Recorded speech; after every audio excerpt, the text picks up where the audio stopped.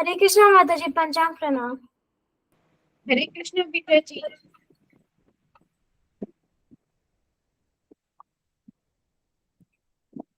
माता जी, हम लोग कौन सा श्लोक आता कर लिए? श्लोका नंबर आज 7 से शुरुआत करेंगे। हमने कल 6 तक कर लिया था बेटा। माता जी, आपका आवाज नहीं आ रहा ठीक से। हम 7 से शुरुआत करेंगे, हमने 6 तक कल कर लिया था बेटा। जी माता जी। ओम अज्ञानतिमिरन्धस्य ज्ञानाञ्जनशलाकया चक्षुरुन्मीलितं येन तस्मै श्रीगुरुवे नमः। वाञ्छाकल्पतरुभ्यश्च कृपा सिन्धु एव च पतितानां पावनेभ्यो वैष्णवेभ्यो नमो नमः। श्रीकृष्ण करुणा सिन्धु दीनबन्धु जगत्पते गोपेश गोपिका कान्ता राधा कांता नमोस्तुते। हरे कृष्णा कृष्णा कृष्णा हरे हरे, हरे राम राम राम हरे हरे। हरे कृष्णा बेटा जी। हरे कृष्णा माता जी। आज जो है हम 7 श्लोका से 3rd चैप्टर के स्टार्ट करेंगे बेटा जी। ठीक है, तो हम एक काम करते हैं, फिर काफी लेट हो जाता है। ठीक है, हम स्टार्ट करते हैं। ठीक है, और चलो पहला है, इतने अभी स्टूडेंट्स नहीं आते हैं सभी, इतने मैं पढ़ के स्टार्ट करती हूँ। ठीक है ना। या तु इंद्रियाणि मनसा नियमय आरभते अर्जुन कर्म इंद्रिय कर्म योगम आसक्त स विशिष्यते। दूसरी ओर यदि कोई निष्ठावान व्यक्ति अपने मन के द्वारा कर्म इंद्रियों को वश में करने का प्रयत्न करता है और बिना आसक्ति के कर्म योग प्रारंभ करता है तो वह अति उत्कृष्ट है। ठीक है ना। यहाँ पे जो है भगवान मिथ्याचारी के बारे में बता रहे थे और ये बता रहे थे कि हमें मन के द्वारा अपनी इंद्रियों को माता जी, संयमित करना है। जी बेटा जी। ये कौन सा श्लोक था माता जी? श्लोका 7 है बेटा, अब 8 स्टार्ट करने वाले हैं। ठीक है, ये हरे जो है कृष्णा कल जी। मैंने श्लोका को एक्सप्लेन कर दिया था, तो अब मैं नेक्स्ट श्लोका पर चल रही हूँ। ठीक है, विवान मेरे साथ पढ़ो। नियतम कुरु कर्म नियतम कुरु कर्म त्वं कर्म जायाहि त्वाम कर्म ज्यायाहि अकर्मणा शरीर अकर्मणा शरीरा यात्र अपि च तेन या यात्रा अपि च तेना प्रसिद्धयेत अकर्मणा। अपना नियत कर्म करो, क्योंकि कर्म ना करने की अपेक्षा कर्म करना श्रेष्ठ है। कर्म के बिना तो शरीर निर्वाह भी नहीं हो सकता। तो भगवान ये कह रहे हैं कि जो तुम्हारे नियत कर्म है ना, उन्हें तुम करो। कर्म ना करने की अपेक्षा कर्म करना श्रेष्ठ है। अगर तुम कर्म नहीं करोगे तो तुम्हारे शरीर का निर्वाह किस प्रकार होगा। ठीक है, अब यहाँ पर जो है हमें ये चीज समझनी होगी कि अगर हम कर्म नहीं करेंगे तो हमारे जीवन का निर्वाह किस प्रकार होगा।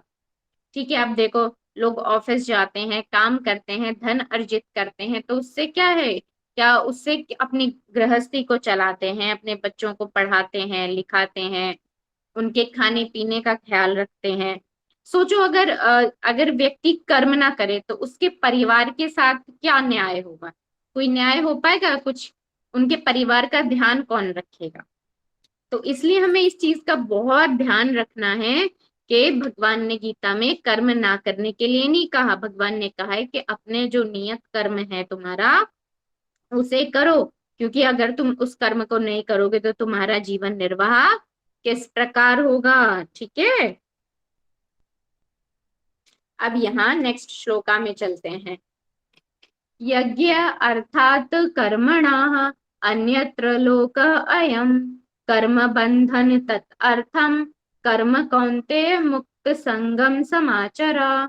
श्री विष्णु के लिए यज्ञ रूप में कर्म करना चाहिए, अन्यथा कर्म के द्वारा इस भौतिक जगत में बंधन उत्पन्न होता है।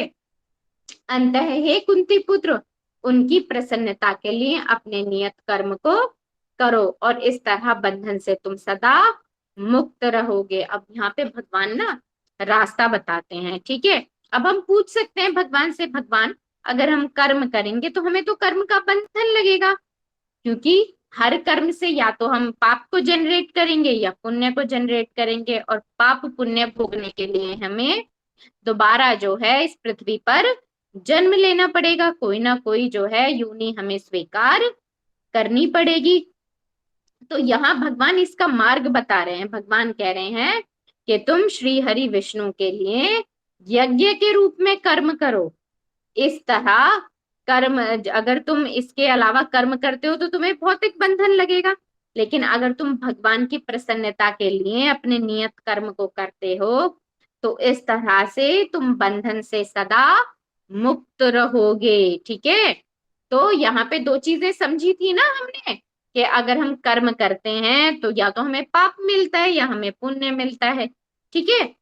तो अगर हम जो है कर्मों के बंधनों से छुटकारा चाहते हैं तो हमें अपने सभी कर्मों को किसकी प्रसन्नता के लिए करना चाहिए? भगवान की प्रसन्नता के लिए करना चाहिए। अर्जुन ने भी क्या अर्जुन युद्ध करना चाहता था? नहीं, अर्जुन ने भगवान के आदेश को समझ करके युद्ध किया था। उन्होंने ये कहा था कि ये सब मैं आपकी आज्ञा से कर रहा हूं, अन्यथा मैं युद्ध नहीं करना चाहता। अर्जुन युद्ध नहीं करना चाहते थे, उन्हें कोई भोग ऐश्वर्यों का लोभ नहीं था, ठीक है। अब यहाँ पे आगे चलते हैं हम नेक्स्ट श्लोका में, श्लोका नंबर 10 में, ठीक है। यहाँ पे देखो एक लाइन है, यहाँ पे एक पैराग्राफ है। हमें भगवान विष्णु की प्रसन्नता के लिए कर्म करना चाहिए। इस जगत में किया जाने वाला अन्य कोई कर्म बंधन का कारण होगा, क्योंकि अच्छे तथा बुरे कर्मों के फल होते हैं और कोई भी फल कर्म करने वाले को बांध लेते हैं। अंतः विष्णु की प्रसन्न करने के लिए कृष्ण भावना भावित होना होगा, और जब कोई ऐसा कर्म करता है तो वह मुक्त दशा को प्राप्त करता है, ठीक है। अब यहाँ पे जो है मनुष्य जीवन क्या है? मनुष्य जीवन इसीलिए है कि हमें भगवान की प्रसन्नता के लिए अपने सभी कर्मों को करना है, ठीक है। और आगे यहाँ क्या कह रहे हैं? आगे कह रहे हैं कि इंद्रिय तृप्ति के लिए हमें कुछ भी नहीं किया जाना चाहिए, अपितु हर कार्य को कृष्ण की प्रसन्नता के लिए ही होना चाहिए। इस विधि से न केवल कर्म बंधन से बचा जा सकता है, अपितु इससे मनुष्य को क्रमशः भगवान की वह प्रेम भक्ति प्राप्त हो सकेगी जो उसे भगवत धाम को लेकर के जाएगी, ठीक है बेटा जी। इतना समझ में आया कि हमें किस प्रकार कर्म करना है। जैसे जब हम खाना बनाते हैं तो हम भगवान को भोग लगाते हैं, और भोग लगा के हम क्या खाते हैं? प्रसाद खाते हैं। हम अपने घर को क्या अपना घर समझते हैं? नहीं, हम अपने घर को ये समझते हैं कि ये जो भी घर है, हमारी संपत्ति है, वो सब भगवान की है। हम अपने घर में सफाई भी करते हैं तो हम ये सोच के करते हैं कि भगवान ने हमें ये थोड़े दिन उपयोग करने के लिए दी है, और ये किसकी संपत्ति है? भगवान की संपत्ति है, इसलिए हमें यहाँ साफ सफाई रखनी चाहिए। तो हम हर चीज जो है कृष्ण को अर्पित कर देते हैं, हम हर चीज में जो है भगवान कृष्ण को देखते हैं, ठीक है। हम भोग लगा कर खाते हैं, हम अपनी इंद्रिय तृप्ति नहीं करते हैं, हम सादा जीवन जीते हैं। हम कैसा कर्म करते हैं? हम निष्काम भाव से कर्म करते हैं, ठीक है। हम फल की अपेक्षा नहीं रखते हैं, क्योंकि अगर हम फल की अपेक्षा रखते हैं तो हमें किसकी प्राप्ति होती है? दुख की प्राप्ति होती है, ठीक है बेटा जी। जी माता जी। अब हम चलते हैं अपने नेक्स्ट श्लोका पर। सहयज्ञा प्रजा सृष्ट्वा पुरा उवाच प्रजापति अन्येन प्रसविद्ध प्रविश्य ध्वम एष कव अस्तु एष्टा कामधुक्। सृष्टि के प्रारंभ में समस्त प्राणियों के स्वामी प्रजापति ने विष्णु के लिए यज्ञ सहित मनुष्यों तथा देवताओं की संततियों की को रचा और उनसे कहा, तुम इस यज्ञ से सुखी रहो, क्योंकि इसके करने से तुम्हें सुख पूर्वक रहने तथा मुक्ति प्राप्त करने के लिए समस्त वांछित वस्तुएं प्राप्त हो सकेंगी। भगवान यहाँ एग्जाम्पल दे रहे हैं। जब सृष्टि प्रारंभ होती है तो ब्रह्मा जी के पुत्र आते हैं। ब्रह्मा जी के पुत्र का क्या नाम है? प्रजापति। ठीक है, सुना होगा ना, प्रजापति दक्ष। इस तरह से ब्रह्मा जी जब जीवों की रचना करते हैं तो प्रजापति जो है आते हैं, और प्रजापतियों का क्या काम होता है? सृष्टि का विस्तार करना, बढ़ाना सृष्टि को। ठीक है, तो यहाँ पे जो प्रजापति थे वो विष्णु के परम भक्त होते हैं और उनको प्रसन्न करने के लिए यज्ञ आदि करते हैं। और यज्ञ आदि जब वो करते हैं तो वो क्या मांगते हैं कि जो हमारी प्रजा है वो कैसी हो? भक्त बने, भक्त वत्सल हो। किसकी भक्त बने? भगवान की भक्त बने। और क्या हो? उन्हें उनको लिए क्या हो? सारे सुखपूर्वक सुख से रहने के लिए सारे संसाधन हो। बारिश जो है समय समय से हो जाए, सारे देवी देवता प्रसन्न रहें। इस तरह से जो है सारे यज्ञ जो है भगवान की प्रसन्नता के लिए किए जाते हैं। ठीक है, अब यहाँ पर आगे हम पढ़ते हैं। भगवान का कथन है कि वेदों का उद्देश्य मुझे समझना है। वैदिक स्तुतियों में कहा गया है, पति विश्वस्यात्मेश्वरम, अंतः जीवों के स्वामी प्रजापति श्री भगवान विष्णु है। श्रीमद् भागवतम में भी श्री सुखदेव गोस्वामी ने भगवान को अनेक रूपों में पति कहा है। प्रजापति तो भगवान विष्णु हैं और वे समस्त प्राणियों के, समस्त लोकों के तथा सुंदरता के स्वामी हैं और हर एक के त्राता हैं। भगवान ने इस भौतिक जगत को इसलिए रचा है कि बद्ध जीव यह सीख सके कि विष्णु को प्रसन्न करने के लिए किस प्रकार यज्ञ करे, जिससे वे इस जगत में चिंता रहित होकर सुख पूर्वक रह सकें तथा इस भौतिक देह का अंत होने पर भगवत धाम को जा सकें। सुखपूर्ण बद्ध जीव के लिए ही यह संपूर्ण कार्यक्रम है। यज्ञ करने से बद्ध जीव क्रमशः कृष्ण भावना भावित होते हैं और सभी प्रकार से देवतुल्य बनते हैं। कलयुग में वैदिक शास्त्रों ने संकीर्तन नाम, भगवान के नामों का कीर्तन का विधान किया है और इस दिव्य विधि का प्रवर्तन चैतन्य महाप्रभु द्वारा इस युग के समस्त लोगों के उद्धार के लिए किया गया है। संकीर्तन, यज्ञ तथा कृष्ण भावनामृत में अच्छा तालमेल है। तो अब देखो, हर युग का अपना एक युग धर्म होता था। मैंने बताया था ना, सतयुग में लोग क्या करते थे? भगवान का ध्यान करते थे, तपस्या करते थे। ठीक है, और उसके बाद त्रेता युग आया। त्रेता युग में लोग क्या करते थे? अच्छे अच्छे ज्ञानी विद्वान ब्राह्मणों को बुला करके यज्ञ का आयोजन किया करते थे। ठीक है, आपने सुना होगा वाजपेयी यज्ञ, अश्वमेध यज्ञ, बहुत सारे तरह के यज्ञ जो है राजा होते थे वो किया करते थे। द्वापर युग में श्री विग्रह की पूजा का विधान आया और कलयुग के लिए किस चीज का विधान है? कलयुग में हरि नाम संकीर्तन को बताया गया है, क्योंकि कलयुग के लोग कैसे होते हैं? कलयुग के लोगों की आयु कितनी होती है? 100 वर्ष होती है। और सतयुग के लोगों की आयु कितनी थी? 1 लाख वर्ष। त्रेता युग के लोगों की आयु कितनी थी? 10,000 वर्ष। द्वापर युग के लोगों की आयु कितनी थी? 1,000 वर्ष। और कलयुग के लोगों की आयु कितनी है? 100 वर्ष। ठीक है, तो पहले लोगों के पास एक पर्याप्त आयु हुआ करती थी जिसमें वो तपस्या, यज्ञ, दान आदि करके जो है अपने पुण्यों को एकत्रित करते थे, भगवान का ध्यान किया करते थे। लेकिन अब जो है कलयुग में जीव की जो आयु है वो बहुत कम है, केवल 100 वर्ष है। उस 100 वर्ष में भी जो मनुष्य की बुद्धि है वो कैसी है? मनुष्य बहुत जल्दी जल्दी चीजों को भूल जाता है। ध्यान करना उसके लिए दुष्कर है। वो कोई महान तपस्या नहीं कर पाता है क्योंकि उसके भीतर इतनी शक्ति नहीं होती है।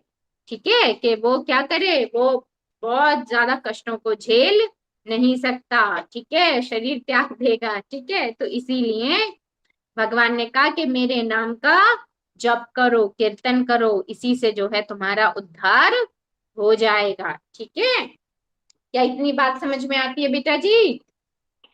जी माता। जी माता। ठीक है, हर युग का हर युग अपना का अपना धर्म होता है, और कलयुग का धर्म है हरि नाम संकीर्तन, ठीक है। चलो।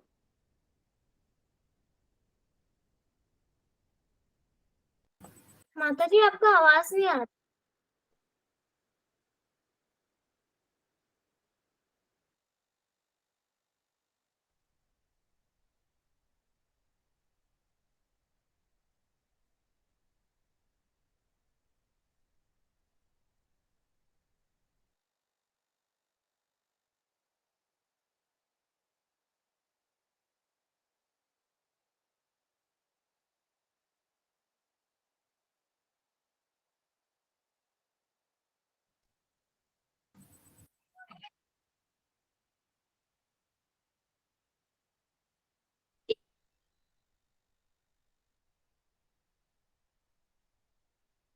इस,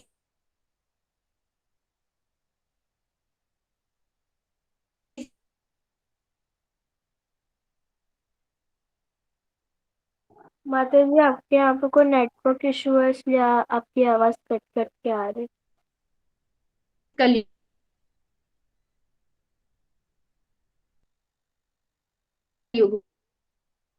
माता जी आवाज नहीं आ रही। माता जी आपकी आवाज कट कट के आ रही है। माता जी आपकी आवाज कट कट के आ रही है। में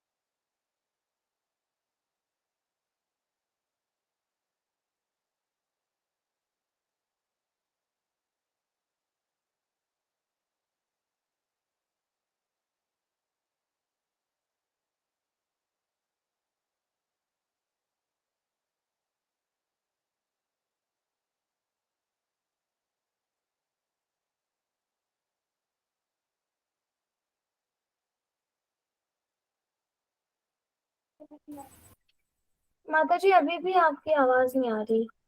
माता जी म्यूट है।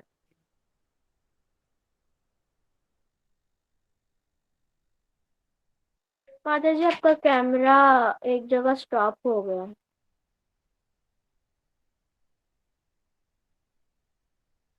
हरे कृष्ण।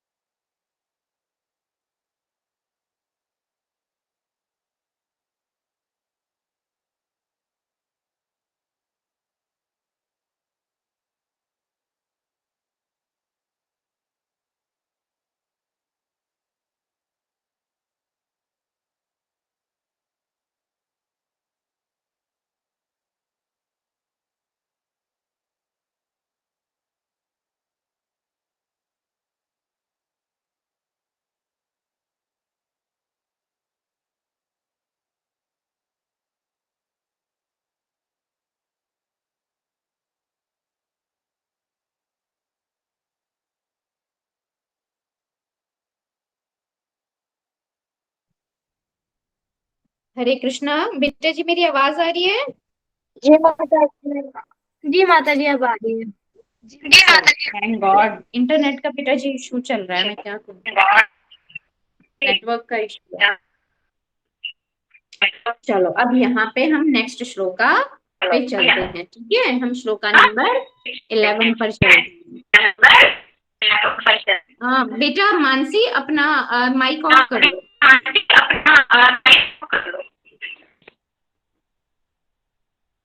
देवान भाव्यता अनेन ते देवा भावयन्तु वा परस्परम भावयन्तः श्रेयप्रम अवापसथ।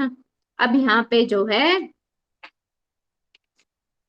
अवापसयथ, चलो यज्ञों के द्वारा प्रसन्न होकर देवता तुम्हें भी प्रसन्न करेंगे और इस तरह मनुष्यों तथा देवताओं के मध्य सहयोग से सबों को संपन्नता प्राप्त होगी, ठीक है। अब मुझे कौन बताएगा कि मनुष्य और देवताओं के बीच में क्या संबंध है, कौन बताएगा मुझे? यस प्रिशा। माता माता जी ये देवताओं को मतलब कि अगर कोई मनुष्य ज्यादा पुण्य करेगा तो फिर वो स्वर्ग लोग जाएगा और देवता बनेगा। उसके बाद अगर उसके बाद उसका टाइम कंप्लीट हो जाएगा फिर वो धरती पर फिर से आ जाएगा। ऐसे ही उन देवताओं और मनुष्य को कर्म बंधन लगता है। हाँ आपने कुछ कुछ बातें बहुत सही कही। देखो जो भगवान ने जो 14 लोक बनाए हैं जो हमारे ब्रह्मांड में है, उसमें सभी में जीवात्माएं रहती हैं, ठीक है। और मैंने ये भी आपको बताया था कि हर लोक में जो है बहुत सुख के और भोगों के और इंद्रिय तृप्ति के बहुत सारे संसाधन हैं। बहुत से, पृथ्वी से कई गुना ज्यादा भोग और संपन्नता जो है जो और लोग हैं उनमें है। और जो देवता जो होते हैं उन्हें जो है भगवान ने एडमिनिस्ट्रेटर बनाया हुआ है। एडमिनिस्ट्रेटर का अर्थ हुआ जैसे हवा है, तो हवा के लिए भगवान ने ध्यान रखने के लिए किसको बनाया? वायु देवता को बनाया है, ठीक है ना। और पानी का ध्यान रखने के लिए किसको बनाया? वरुण देवता को बनाया है। बारिश टाइम से होती रहे इसके लिए कौन से देवता को नियुक्त करा है? इंद्र देवता को नियुक्त करा है, ठीक है। और जो है मरने के बाद सबके कर्मों का हिसाब किताब होता रहे इसके लिए किसको नियुक्त किया है? यमराज जी को जो है न्याय प्रक्रिया के लिए नियुक्त किया है। तो देवताओं को भगवान ने इस पूरे जगत का जो है संसाधन है उन सभी संसाधनों का जो है एडमिनिस्ट्रेटर यानी कि प्रशासनिक अधिकारी बना करके भेजा हुआ है। अब जब है, अब देखो हमें कोई जब काम कराना होता है तो हम किसके पास जाते हैं? हम एमसीडी के ऑफिस जाते हैं या जो है एसडीएम के ऑफिस जाते हैं, ठीक है। वहां से हम क्या अपना बर्थ सर्टिफिकेट बनाते हैं, कास्ट सर्टिफिकेट बनवाते हैं, ठीक है, और इनकम सर्टिफिकेट बनवाते हैं।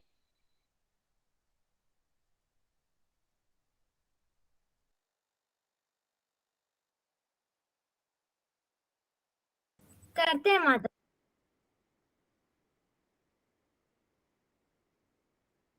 चीजें करते हैं, ठीक है।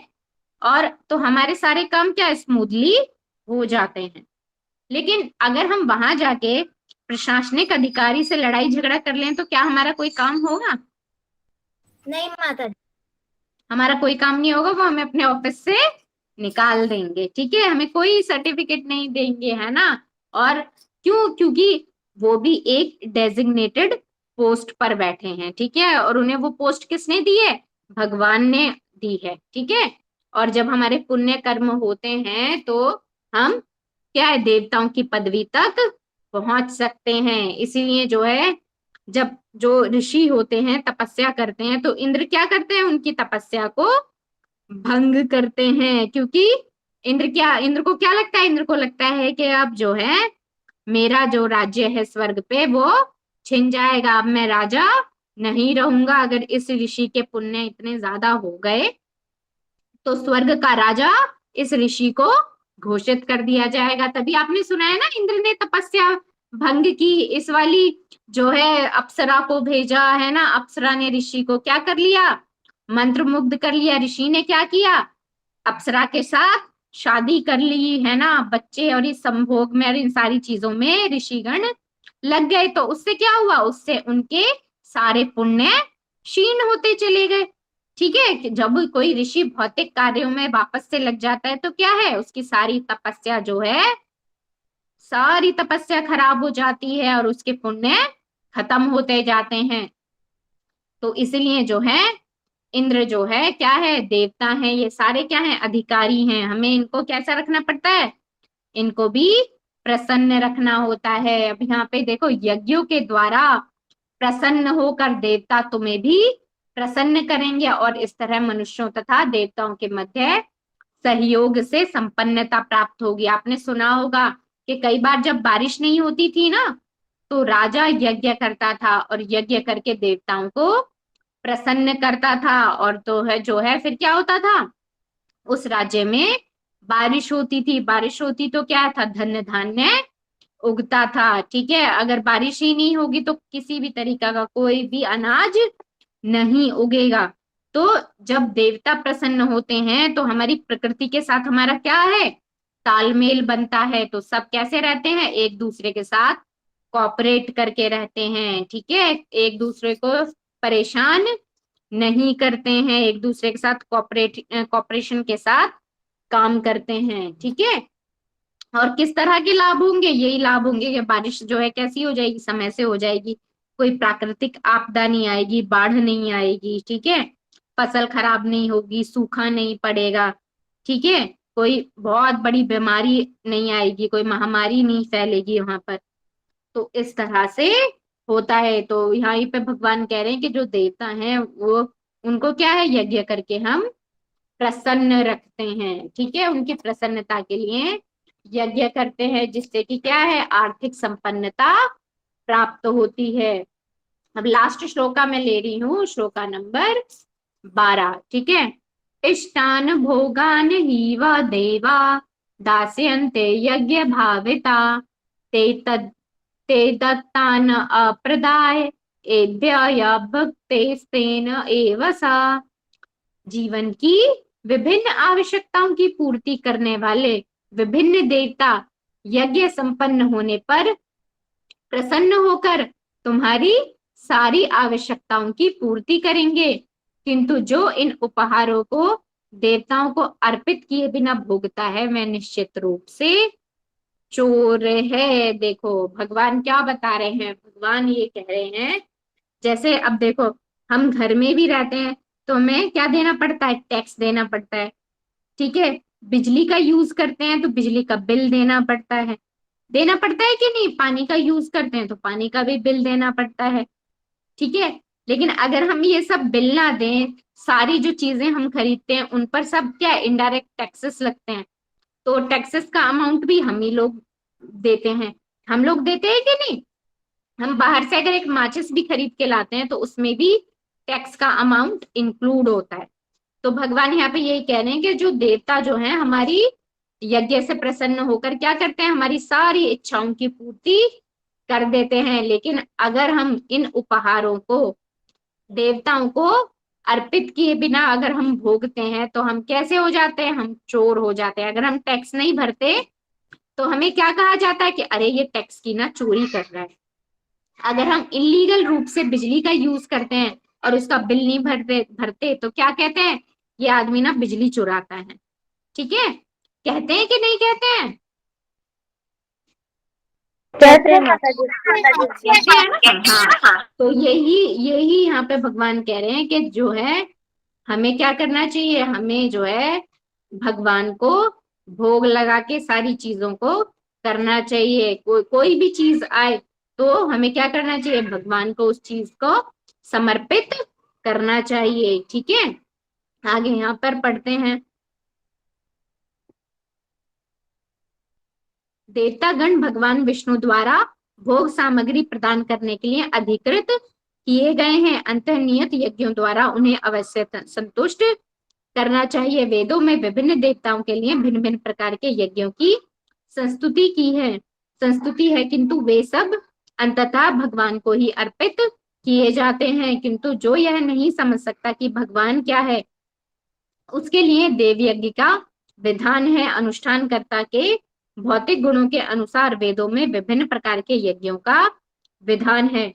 विभिन्न देवताओं की पूजा भी उसी आधार पर अर्थात गुणों के अनुसार की जाती है। उदाहरणार्थ मांसाहारियों के को देवी काली की पूजा करने के लिए कहा जाता है, जो भौतिक प्रकृति की घोर रूपा है, और देवी के समक्ष पशु बलि का आदेश है। किंतु जो सतुगुणी है उनके लिए विष्णु की दिव्य पूजा बताई जाती है। अंततः समस्त यज्ञों का ध्येय उत्तरोत्तर दिव्य पद प्राप्त करना है। सामान्य व्यक्तियों के लिए कम से कम 5 यज्ञ आवश्यक हैं, जिन्हें पंच महायज्ञ कहते हैं। किंतु मनुष्य को यह जानना चाहिए कि जीवन की सारी आवश्यकताएं भगवान के देवता प्रतिनिधियों द्वारा ही पूरी की जाती हैं। कोई कुछ बना नहीं सकता। उदाहरणार्थ मानव समाज के भोज्य पदार्थों को ले।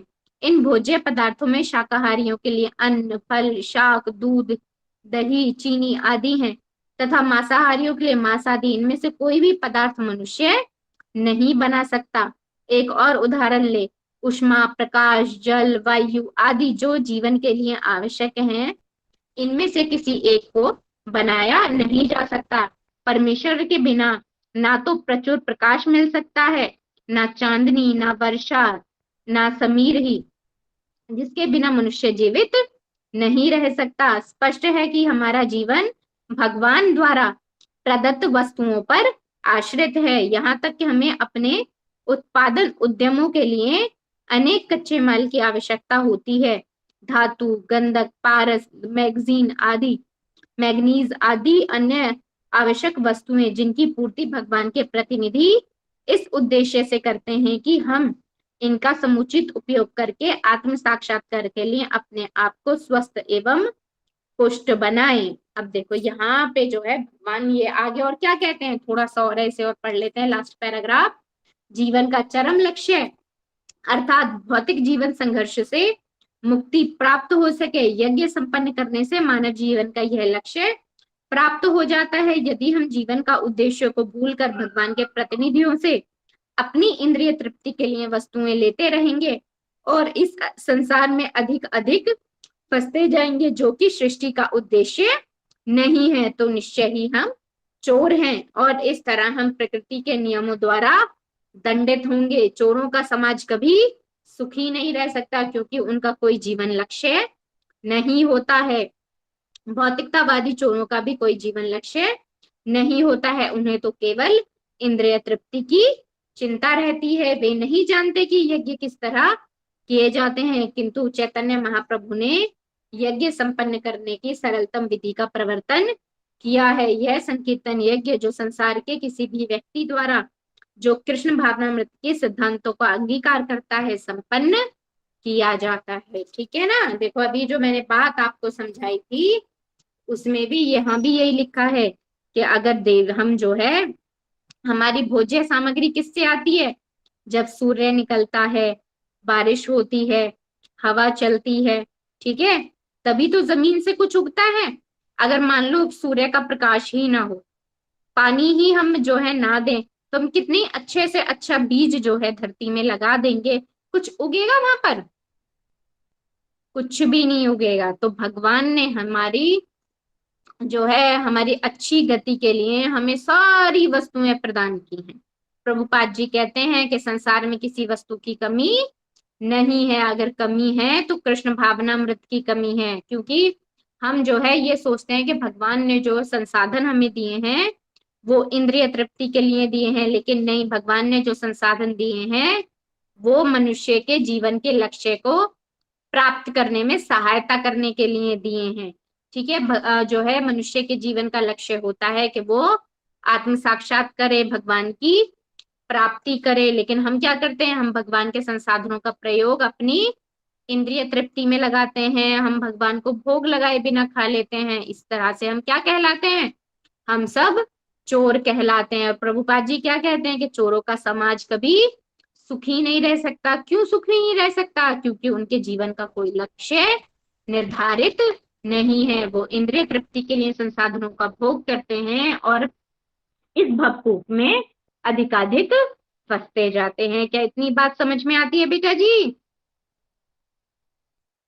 जी माता जी। गुरु माता जी। चलो तो आज जो है हम क्या करते हैं, एक सेकंड।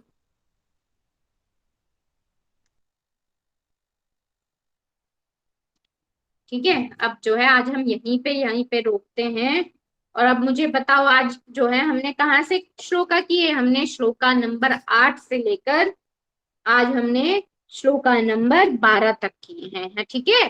तो हमने 4 या 5 श्लोका को हमने ऑलमोस्ट यहाँ पर लिया है।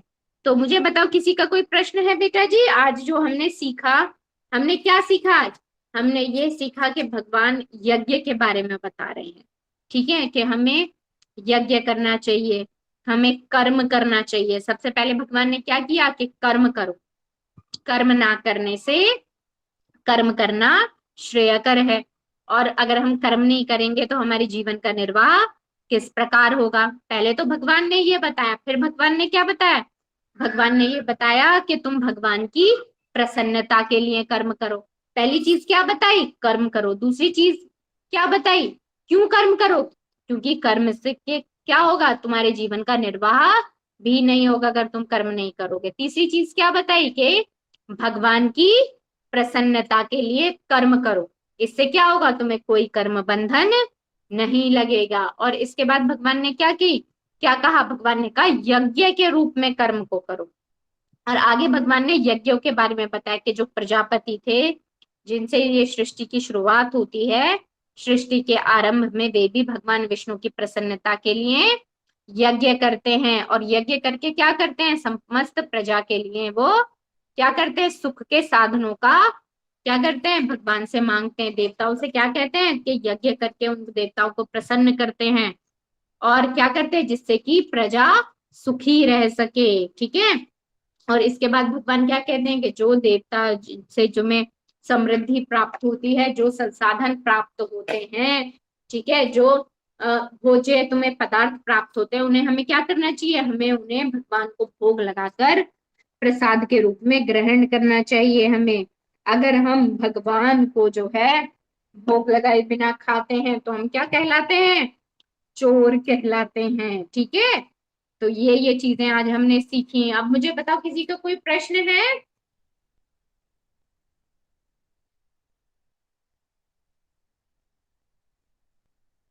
अच्छा, क्या समझ में आया मुझे बताओ। मैं फिर प्रश्न पूछूंगी। यस विवान। आज हमने ये सीखा कि भगवान बताते हैं हमें अपना नियत कर्म करना चाहिए। ये कर्म ना करने से ज्यादा अच्छा होता है। लेकिन अगर हम वो कर्म नहीं करेंगे तो हम लोग अपना जीवन निर्वाह भी नहीं कर सकते हैं। दूसरे श्लोक में हमने ये पढ़ा था कि अ, जो हमें जो अगर हम लोग कोई कर्म करते तो उससे बंधन उत्पन्न होता है। जो पुण्य को जनरेट करता है और पाप को जनरेट करता है। तो लेकिन भगवान ने कहा कि तुम अगर श्री विष्णु के लिए की प्रसन्नता के लिए कर्म करोगे तो तुमको कर्म बंधन से ज्यादा मुक्त रहोगे। और दूसरे श्लोक में हमने ये पढ़ा कि सृष्टि के प्रारंभ से जो समस्त प्राणी हैं उनके स्वामी जो है वो प्रजापति हैं। और वो विष्णु के लिए और मनुष्य के लिए देवताओं की संततियों को रचा है उन्होंने। और उन्होंने भगवान ने कहा प्रजा की प्रसन्नता भगवान के लिए उन्होंने और उनकी सुख समृद्धि के लिए यज्ञ किए, ठीक है। और भगवान ने कहा कि तुम अगर इस यज्ञ को करके सुखी रहोगे और इसके करने से तुम सुख पूर्वक रह सकते हो और तुम मुक्ति को प्राप्त कर सकते हो और वांछित वस्तुओं को प्राप्त कर सकते हो। और दूसरे श्लोक में हमने ये पढ़ा था कि या जो यज्ञ यज्ञ के द्वारा हम लोग देवताओं को प्रसन्न कर सकते हैं। और इस तरह मनुष्य और देवताओं में मध्य सहयोग सब से सबको संपन्नता प्राप्त होगी। और दूसरे श्लोक में हमने ये पढ़ा था कि जो लोग जो वो यज्ञ यज्ञ करते हैं, और भगवान, जैसे अगर बारिश नहीं होती तो हम लोग यज्ञ करते हैं और यज्ञ से बारिश होती है, और फिर जब बारिश होती है तो जो अन्न उत्पन्न होता है वो सब उत्पन्न होता है। और जो उस पहाड़ों को सीधे खा लेता है, फिर कुछ भी उसे कर लेता है, तो और उसको देवताओं को बिना अर्पित किए भोगता है, वो निश्चित रूप से चोर कहलाता है। हरे कृष्ण माता जी। बहुत बढ़िया, बहुत बढ़िया। ठीक है, प्रिशा बेटा जी कुछ कहना चाहते हो? नहीं माता जी, मुझे क्लास समझ आ गया तो उसी को बताना चाहती चलो थी। समझ आ गया, चलो बढ़िया। मानसी बेटा क्लास समझ में आ रही है? जी माता जी। चलो ठीक है। और गोपेश कुछ बोल नहीं रहे हो बेटा, आजकल बड़े चुप हो, क्या हुआ? माता जी कुछ नहीं हो रहा। कुछ नहीं हुआ? आजकल तो कोई प्रश्न भी नहीं पूछ रहे हो आप, नाराज हो माता जी से? हाँ। नहीं माता जी। चलो बहुत बढ़िया, बहुत बढ़िया। चलो गुरुजी को प्रणाम करते हुए फिर हम अपनी क्लास को आज यहीं वाइंड अप करते हैं। कल हम श्लोका नंबर 13 से शुरुआत करेंगे, ठीक है? चलो, और फिर चलो मैं जाने से पहले मैं ही एक प्रश्न पूछ लेती हूँ आपसे। आप मुझे ये बताइए कि आज जो आपने पढ़ा उसमें से आपको क्या लगा, कि एक बात मुझे बताइए जो आप अपनी लाइफ में उसको उतारना चाहेंगे। माता जी, मुझे कुछ प्रश्न समझ नहीं आई ठीक से। प्रश्न समझ नहीं आया? चलो मैं समझाती हूँ। मैं ये कह रही हूँ, आज जो आपने सीखा, आपको उसमें से क्या लगा, कि क्या कोई ऐसी चीज आपको मिली उसमें से जिसे आप अपनी लाइफ में इम्प्लीमेंट करना चाहेंगे, कि हाँ इस चीज को मैं अपनी लाइफ में कर सकता हूँ? विवान ने हैंड रेज किया है, प्रिशा ने हैंड रेज किया है, वैष्णवी ने भी किया है, गुपेश ने भी किया है। चलो तो प्रिशा से शुरुआत करते हैं। यस प्रिशा। जी माता जी, मैं पहले तो जब ये मुझे पॉकेट मनी मिलता था तो फिर मैं उस चीज से अपना चॉकलेट लेती थी पहले। पर जब मैं पहले भी मैं बात पढ़ चुकी थी कि हमें अकर्म करना चाहिए, तो फिर तभी भी मुझे पॉकेट मनी मिलता है तो फिर मैं सबसे पहले उससे कोई चीज लेती हूँ, फिर वो पहले भगवान को चढ़ाती हूँ। चलो very well, very well. Clapping for Prisha. Thank you बहुत माता जी। बढ़िया। आप ये कर सकते हो, अपनी जैसे आपको पॉकेट मनी मिलता है, ठीक है ना, आप जो भी चीज लेते हो अच्छी बात है, आप उसको भगवान को सबसे पहले अर्पित करते हो। आप ऐसे कर सकते हो, उस पैसे के कुछ अमाउंट से आप किसी को क्या कर सकते हो, प्रसाद खिला सकते हो, है ना। दूसरी चीज क्या कर सकते हो, किसी की जरूरत को पूरा कर सकते हो, है ना। जैसे कई बार होता है लोगों के पास बुक्स नहीं होती है, और आपने देखा होगा कि लोगों के पास चप्पलें नहीं होती हैं, है ना। ठंड में जो है वो जब रोड साइड पे काम करते रहते हैं, तो आप उनको अपने बजट के अनुसार उन्हें चप्पल दे सकती हैं, जिससे कि वो नंगे पैर ना चले, ठीक है ना। और तो माता जी, इस तरह से भी आप कर सकती हैं, ठीक है। माता जी, ये मेरे जो पुराने कपड़े हैं ना, हम्म। वो छोटे हुए इसलिए मैं उनको दान कर देती हूँ। हाँ नहीं, वो भी अच्छा है। जैसे सर्दियों में हम अपने कपड़े भी दान कर सकते हैं, ठीक है ना। सर्दियों में गर्म कपड़े होते हैं, हम बहुत सारे गर्म कपड़े खरीदते हैं, लेकिन सब हम नहीं पहन पाते हैं, ठीक है ना।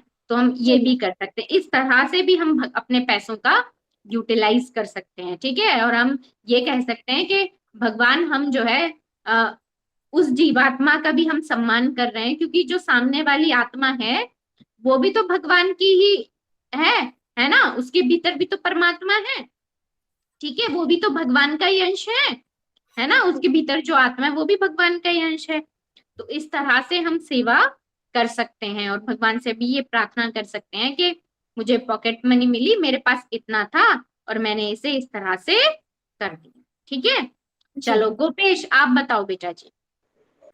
जी।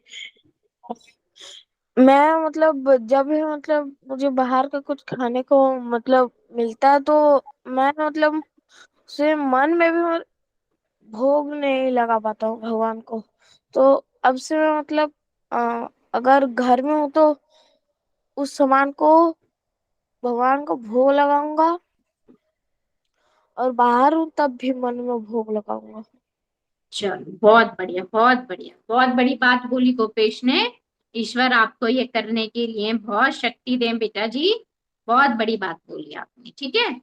और एक चीज हमें और करनी है कि हमें अपना नियत कर्म करना है, जैसे भगवान ने कहा है। तो देखो, बच्चे होने के नाते आपका नियत कर्म करना है कि आप अच्छे से पढ़ाई करें, ठीक है। अपने पढ़ाई करते हुए कोई कंजूसी ना करें, है ना। कोई टाइम लिमिट ना बांधे कि नहीं मैं इतने ही घंटे पढ़ूंगा। अगर कैपेसिटी है और पढ़ा जा सकता है, समय है, तो आप लोग अच्छे से अच्छे तरीके से पढ़ाई करेंगे। देखो, अर्जुन जो है बहुत प्रैक्टिस किया करते थे, इसलिए वो क्या बने, महान धनुर्धर बने। तो जब भी आप पढ़ाई करते हो तो पढ़ाई बहुत इंपॉर्टेंट होती है। तो बच्चे होने के नाते आप लोगों का नियत कर्म है कि आप अपनी पढ़ाई को पोस्टपोन ना करें। पहली चीज, आनाकानी ना करें कि अभी नहीं पढ़ूंगा, कल पढ़ूंगा। टाले नहीं, अपने पढ़ाई का जो काम है ना, उसे आप फर्स्ट प्रायोरिटी पर करें, ठीक है। उसको टालना नहीं है कि आज नहीं मैं कल कर लूंगा, कल नहीं मैं परसों करूंगा। आपको क्या करना है, अपने कर्म को नियत समय पे कर लेना है, ठीक है। जो सबसे इंपॉर्टेंट बात आज के सेशन में सीखने वाली थी कि पहली चीज कि अपना नियत कर्म करना है और अच्छी प्रकार से करना है, ठीक है। जैसे अर्जुन एक महान धनुर्धर कैसे बने, क्या वो काम को टालते होंगे? नहीं माता जी। क्या अपनी पढ़ाई को टालते होंगे, जो गुरु सिखाते होंगे कि आज नहीं नहीं माता सीखूंगा कल सीखूंगा? ऐसे नहीं, वो लगातार लगे रहते थे, ठीक है। उन चीजों को सीखने पर ध्यान देते थे, अपनी गुरु की बातों को महत्व देते थे। तो इस तरह से जब भी कोई ज्ञान की बात आप कहीं से भी सीखें, मैं ये नहीं कह रही कि आप गीता क्लास से ही सीखते, आप अपने स्कूल में सीख सकते हैं, किसी बाहर वाले बच्चे से सीख सकते हैं, ठीक है। जैसे जो इम्पोर्टेंट चीजें सीखने वाली होती है कि हमें संसाधनों का वेस्ट नहीं करना है, ठीक है। ये चीज हमें सीखनी चाहिए।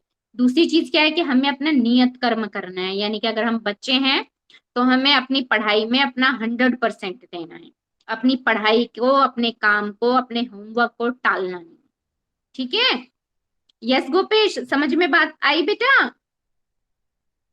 जी माता जी। हाँ। और जो है नेक्स्ट नेक्स्ट जो है वो विवान ने हैंड रेस किया था। यस विवान। मैं मैम मैं यही बोलना चाह रहा था कि जो भी मुझे चीज मिलती है वो से पहले भगवान को अर्पित करके खाना चाहता हूँ।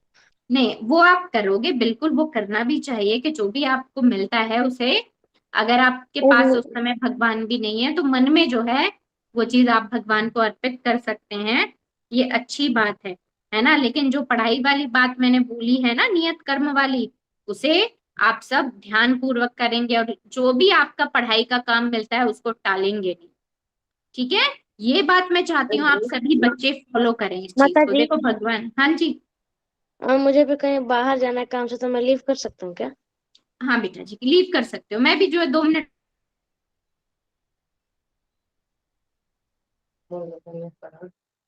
क्या हुआ?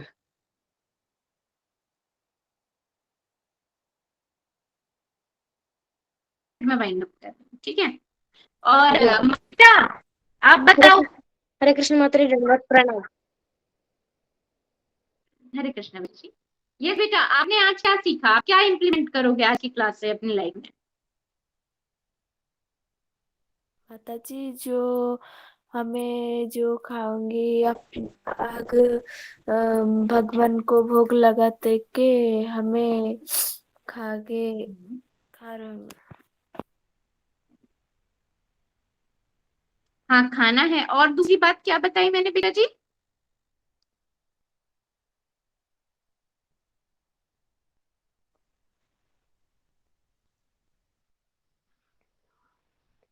यस मानसी, और दूसरी बात क्या बताई थी मैंने बेटा?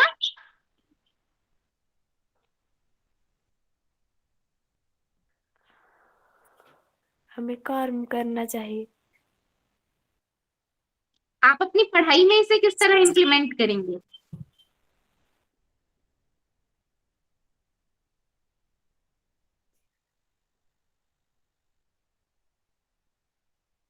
क्या आप अपनी पढ़ाई को टालेंगी बेटा? जी माता जी। पढ़ाई को टालेंगी आप? हैं क्या आज नहीं कल पढ़ूंगी? नहीं, आज पढ़ूंगी। हाँ टालोगी कि नहीं टालोगी, पहले ये बताओ। आज तो पहले मानसी का टेस्ट लेते हैं। हाँ मानसी बताओ जल्दी।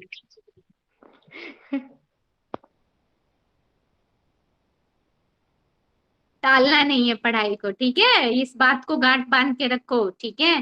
टालेंगे ना तो सक्सेस भी टलती जाएगी। फिर टालना नहीं है किसी काम को। जितना मोस्ट प्रायोरिटी पे उसे फिनिश कर सकते हो उसे पर डे आपको फिनिश करना है, ठीक है? कोई बैकलॉग क्रिएट नहीं करना है आप लोगों को, ठीक है? अगर एक लकड़ी है आप उसको रोज लेकर के जा रहे हो तो आपको हैवी लगेगी? गोपेश आप बताओ बेटा, एक लकड़ी अगर हम रोज लेकर के जाते हैं तो हमें हैवी लगेगी? नहीं माता जी। और अगर हम उस लकड़ी को इकट्ठा करके गट्ठर बना लेते हैं तो वो हमें हैवी लगेगा कि नहीं लगेगा? जी माता जी। तो वो हमें हैवी लगेगा, ठीक है? तो हमें ये चीज ध्यान रखनी है कि हमें अपने काम को इकट्ठा नहीं करना है, कोई बैकलॉग क्रिएट नहीं करना है, क्योंकि फिर वो हमें क्या लगता है, बहुत हैवी लगता है। ठीक है बेटा जी? क्या ये बात समझ में आई आज की क्लास से आपको बेटा जी? जी माता जी। चलो आज गुरुजी को प्रणाम करते हुए इस क्लास को मैं वाइंड अप कर रही हूँ। यस बेटा जी? ये अगर हम लोग कहीं बाहर जाएंगे तो फिर हम ये अगर मोबाइल में कृष्ण भगवान और राधा रानी का फोटो होगा तो फिर उनको ऐसे अर्पण कर सकते हैं। हाँ कर सकते हैं, हाँ कर सकते हैं, ठीक है? चलो। हरे कृष्णा कृष्णा कृष्णा हरे हरे, हरे राम हरे राम राम राम हरे हरे कृष्ण माता जी पंचांग प्रणाम सभी भक्तों को पंचांग प्रणाम। हरे कृष्ण माता जी पंचांग प्रणाम सभी भक्तों को। सभी भक्तों में